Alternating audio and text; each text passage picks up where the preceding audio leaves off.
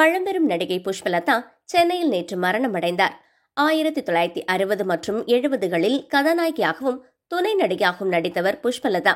MGR, Sivaji Ganesan, Gemini Ganesan, SSR உள்ளிட்ட முன்னணி நடிகர்களோடு நடித்தவர். மேலும் ரஜினிகாந்த், கமலஹாசனுக்கு அம்மாவாக நடித்தார். 1999ஆம் ஆண்டு இவர் கடைசியாக முரளி நடிப்பில் வெளியான பூவாசம் என்ற திரைப்படத்தில் நடித்தவர்.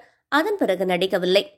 புஷ்பலதா முன்னணி நடிகரான AVM ராஜனுடன் நானும் ஒரு பெண்தான் என்கிற படத்தில் இணைந்து நடித்த போது இருவருக்கும் காதல் அரும்பியது. 1966ஆம் ஆண்டு திருமணம் செய்து கொண்ட இவர்கள் ஒரு சில படங்களையும் தயாரித்தனர்.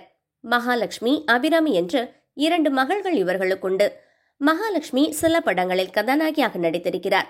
இவர்கள் வாழ்க்கையில் ஏற்பட்ட சில கசப்பான சம்பவங்களால் இந்து மதத்திலிருந்து கிறிஸ்துவ மதத்திற்கு இருவரும் மாறினர். சென்னை தியாகராய நகர் திருமலை பிள்ளை சாலையில் வசித்து வரும் புஷ்பலதா வயது மூப்பு காரணமாக உடல்நல பிரச்சனையால் அவதிப்பட்டு வந்தார். சிகிச்சை பெற்று வந்தார்.